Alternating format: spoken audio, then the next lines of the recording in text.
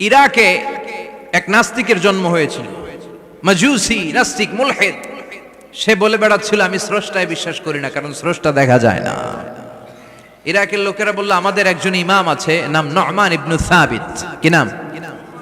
Numan ইবনে সাবিত, যাকে আমরা ইমাম আল আযম আবু হানিফা বলে চিনি। সবাই বলল তুমি যে স্রষ্টারে খুঁজে পাও না, আমাদের ইমাম তোমারে স্রষ্টা দেখায় দিবে। সুবহানাল্লাহ পড়েন। সে বলল ঠিক আছে, তাহলে তোমাদের ইমামরা আসতে বলো। কবে? সামনের জুমাবারে ঠিক ভর দুপুরে, দুপুর 2টার দিকে জুমার নামাজের পরে আমিও আসবো, তোমার ইমামও আসবে, ডিবেট হবে। দেখি আমি স্রষ্টার বিপক্ষে আর তোমাদের ইমাম স্রষ্টার পক্ষে, দেখি কে জিতে যায়।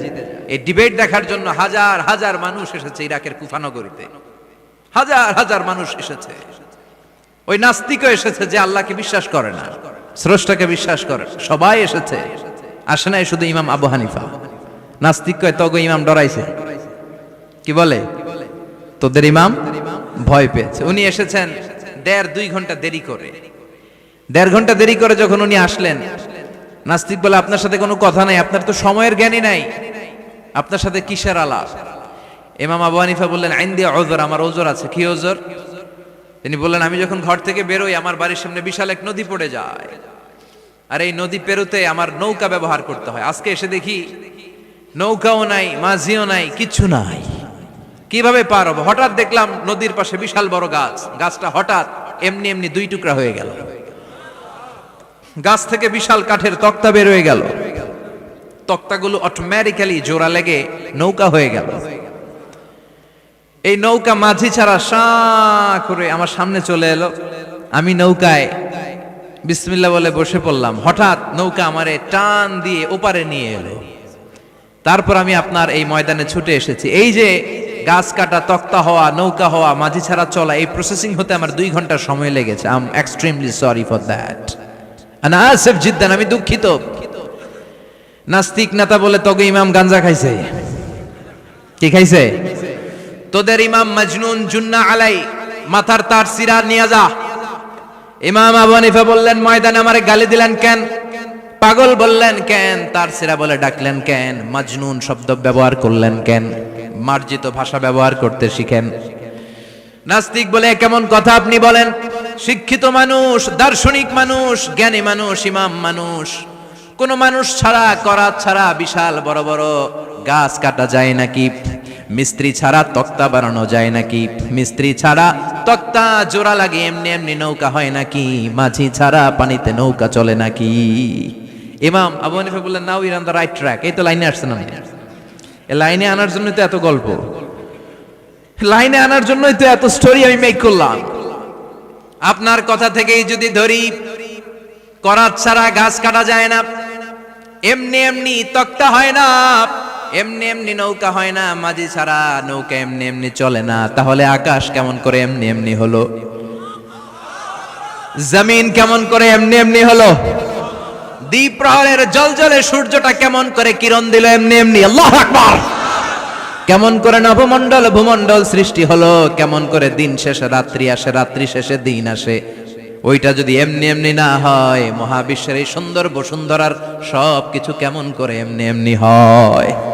নাস্তিক কয় হায় হায়, আসলেই তো আমি একটা উল্লুক্কা পাঠা, আসলেই তো আমি হাদারাম, এইভাবে তো ভেবে দেখি নাই। আসলে তো এগুলো এমনি এমনি হয় না। Someone is controlling everything in the world. একজন মহা শক্তিধর, মহা এমডি আছে, এমডি ম্যানেজিং ডাইরেক্টর, মহা ব্যবস্থাপক, সব ব্যবস্থাপকদের বড় ব্যবস্থাপক। চিৎকার করে বলেন তিনি কে? বিশাল এক ব্যবস্থাপক আছে, তিনি সব কন্ট্রোল করছেন। এতদিন পর্যন্ত আমি বুঝতে পারি নাই, আমারে মাফ করিয়ে দেন আর পড়িয়ে দেন লা ইলাহা ইল্লাল্লাহু মুহাম্মাদুর রাসূলুল্লাহ সাল্লাল্লাহু। সাইয়েদনা ইমাম আবু হানিফার হাতে হাত রেখে শাহাদা বাক্য পাঠ করেছে। সুবহানাল্লাহ পড়েন। ঝিনুকের ভেতর লুকিয়ে থাকে যেমন মতি, ঝিনুকের ভেতর লুকিয়ে থাকে যেমন মতি, কালমা শাহাদাতে আছে আল্লাহর জ্যোতি, কালমা শাহাদাতে আছে আল্লাহর জ্যোতি। সুবহানাল্লাহ পড়েন। এই জ্যোতি যার হৃদয়ে একবার টাচ করে তার জন্য জান্নাতকে খুলে দেয় কে? এজন্য এই সূরা পড়লে নাস্তিকরা নাস্তিক থাকবে না। নাস্তিকদের জন্য এখানে আল্লাহ মেডিসিন দিয়েছেন, কিছু ডোজ দিয়েছেন। আলহামদুলিল্লাহ পড়েন। এই সূরা থেকে আমরা কিছু সময় কথা শুনবো। শুনতে রাজি আছেন তো? সূরার নাম চিল্লায় বলেন কি নাম?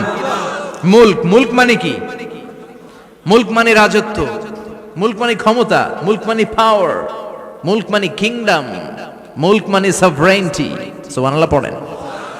রব্বুল আলামিন বলেন তাবারাকাল্লাযী বিয়াদিহিল মুলকু ওয়া হুয়া আলা কুল্লি শাইইন কাদির। সুমহান সেই সত্তা যার হাতে ক্ষমতা আর তিনি সব বিষয়ে ক্ষমতাশীল। সুবহানাল্লাহ। তাবারাকাল্লাযী বিয়াদিহিল মুলক, মহামহিম সে সত্তা, সুমহান সে সত্তা, বিয়াদিহিল মুলকু, যার হাতে ক্ষমতা। ক্ষমতা কার হাতে? চিৎকার করে বলতে হবে, কার হাতে? নাকি আমাদের হাতে? না সরকারের হাতে, পুলিশের হাতে, র্যাবের হাতে, মাশরাফির হাতে, হিরো আলমের হাতে? ক্ষমতা কার হাতে? ক্ষমতা শুধুমাত্র একজনের হাতে। চিল্লায় বলেন তিনি কে? আল্লাহর হাতে ক্ষমতা, আর তিনি হচ্ছেন সকল ক্ষমতার উৎস, centre of the all powers. সব ক্ষমতার উৎস কে? নাকি জনগণ? আমরা কিন্তু এটাই শিখি, এদেশে আমাদেরকে রাষ্ট্রীয়ভাবে শিখানো হয়, এটা রাষ্ট্রীয় কুফরি। সকল ক্ষমতার উৎস জনগণ নয়, সকল ক্ষমতার উৎস কে? উনি ক্ষমতার উৎস, তিনি ক্ষমতাশীল, মহা ক্ষমতাধর। তার ক্ষমতার সাথে কারো তুলনা হয় না। আমাদের কি ক্ষমতা আছে? কথা বলেন। বল্লা পোকার কামড় খাইছেন? হ্যাঁ, মৌমাছি কামড়াইছে? মৌমাছি কামড়াইলে চিল্লাচিল্লি শুরু করে, তো কি ক্ষমতা আছে আপনার? বল্লা কামড় মেয়েরা দেয় দৌড়, ওটা ধরে যে মার মইটাও পারি না। কুত্তায় কামড়াইলে আমরা কুত্তারে কামড়াইতেও পারি না। কথা বলেন। আমরা নাকি ক্ষমতার মালিক। পিছন থেকে কেউ যদি বলে হুজুর সাপ, মজা করে বলছি, এতই ভয় পাইছি। আসলে যদি ফাঁস করে আসতো সব দৌড়। স্লোগান দেওয়ার বেলায় লিল্লাহে তাকবীর, আল্লাহু আকবার, আমার ভাই তোমার ভাই, কাপায় ফেলামো নামায় ফেলামো। কথা বলেন। আর যদি পেছন থেকে কেউ আওয়াজ করে বলে সাপ, দৌড়। আপনারা কি দৌড় দিবেন? আমরা এদিক দিয়ে দৌড় দিব। কথা কন। চাচা আপন প্রাণ, জীবন বাঁচানোর জন্য ভয়ে পাগল। সাপ লাগবে না, বাবা ব্যাং চিনেন? মাইথার দিয়ে নাই বোধহয়। আছে আছে। কি করে? খালি লাফায়। 10টা ভাওয়া ব্যাং যদি ছেড়ে দেয়া হয়, স্টেজে 2টা আর বাকি 8টা এদিকে, ভাওয়া ব্যাং আর কি লাভ দিবে? এরসে লাফালাফি শুরু করবো আমরা। কথা বলেন। আর আমরা দাবি করি আমরা ক্ষমতার উৎস। কোনো ক্ষমতা নাই। একবার ডায়রিয়া হলে 3বার টয়লেটে গেলে আর চেহারার দিকে তাকানো যায় না। কারে মাফ করে দে, আই মরে যাইও, আই হাইতান ন, আছে না নাই? তো পারবেন না কেন? আপনি না ক্ষমতার উৎস, আপনি না ক্ষমতার উৎস। আরে আপনার তো কোনোই ক্ষমতা নাই। খুলিকাল ইনসানু দাঈফা, মানুষকে দুর্বল থেকে দুর্বল করে তৈরি করেছে কে? এজন্য রব্বুল আলামিন বলেন তাবারাকাল্লাযী বিয়াদিহিল মুলকু ওয়া হুয়া আলা কুল্লি শাইইন কাদির। সুমহান সেই সত্তা যার হাতে ক্ষমতা। চিল্লায় বলেন ক্ষমতা কার হাতে? আমাদের হাতে কোনো ক্ষমতা নাই।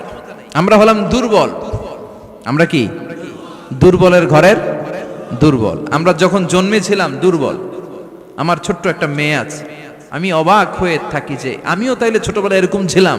না খাওয়ালে খেতে পারে না, পেশাব পায়খানা করে, ঘর নষ্ট করে, বমি করে, দাঁড়াতে পারে না, শুইতে পারে না, লালা পড়তে থাকে, ক্লিন করতে হয়, সব সময় তাকে